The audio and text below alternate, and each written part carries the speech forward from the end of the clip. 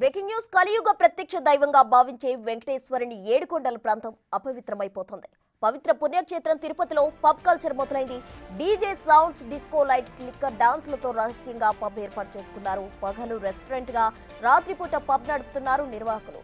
తెరచనూరు సమీపంలో రెస్టారెంట్ పేరుతో పబ్ నిర్వహిస్తూ వీకెండ్ పార్టీలకు అధిక ప్రాధాన్యత ఇస్తున్నారు. రాత్రి 7 నుంచి మిడ్నైట్ 12 వరకు పబ్ ఓపెన్ చేసే ఉంటుంది. తిరుపతి నగరంలో పబ్ నిర్వహణకు ఎలాంటి అనుమతులు లేకపోయినా అనధికారికంగా ఈ పబ్ నడుస్తోంది. పబ్ పై చర్యలు తీసుకోవాలని స్థానికులు డిమాండ్ చేస్తున్నారు.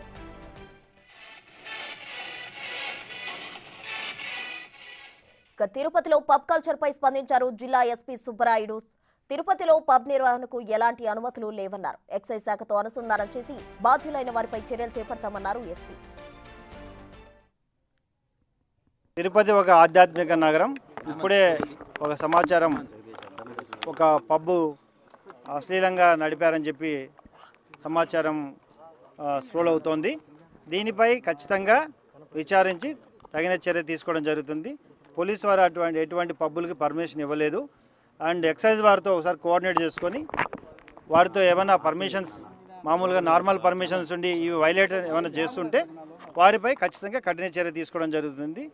అండ్ పబ్ కల్చర్ కానీ లేదా అశ్లీల ప్రదర్శనలు కానీ ఎటువంటివి కూడా తిరుపతిలో అలో చేయడం అనేది జరగదు. డెఫినెట్గా will take stringent action whoever violated the rules. Excise వారితో కూడా కోఆర్డినేట్ చేసుకొని ఏం వైలేట్ అయింది అనేది చూసి if at all violate.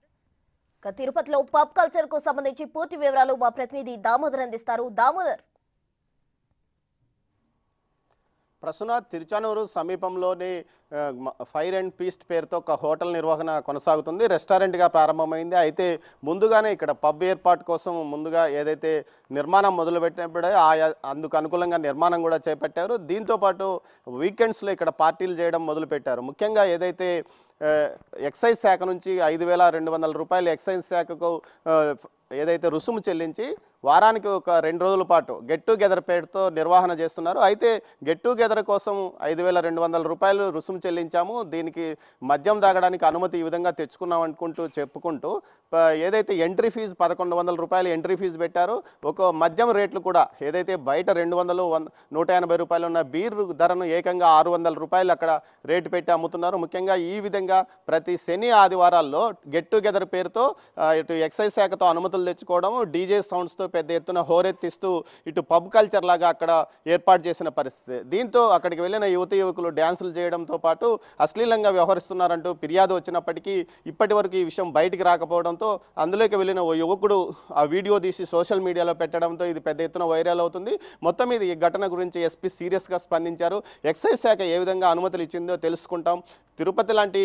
Tirumala Tirupati లాంటి పవిత్ర ఆధ్యాత్మిక ప్రదేశంలో ఇలాంటి సంస్కృతిని తాము రానివ్వము. రాష్ట్ర వ్యాప్తంగా ప్రస్తుతం ఎక్కడ పబ్బులకు అనుమతి లేని పరిస్థితుల్లో తిరుపతిలో ఈ విధంగా పబ్ కల్చర్ ఏ విధంగా తీసుకొస్తారంటూ ఆయన కూడా ఆగ్రహం వ్యక్తం చేశారు. ఇందుకు సంబంధిత వ్యక్తులు ఎవరైనా ఉంటారో వారిపైన ఖచ్చితంగా చర్యలు తీసుకుంటామని చెప్తున్నారు. గతంలో ఏదైతే తిరుపతి నగరపాలక సంస్థలో కీలక ఉద్యోగిగా పనిచేసిన అతనే ఇక్కడ పబ్ ఏదైతే ఇక్కడ హోటల్ని పెట్టాడని అతనికి సంబంధికులే ఈ హోటల్ నడుపుతున్నారంటూ ఒక సమాచారం. మొత్తం మీద గతంలో తనకున్న పలుకుబడితో ఎక్సైజ్ శాఖలో ఈ విధమైన అనుమతులు తెచ్చుకొని ఈ విధంగా మొట్టమొదటిసారిగా తిరుపతిలో ఎన్నడూ లేని విధమైన ఈ సంస్కృతిని ప్రవేశపెట్టాడు.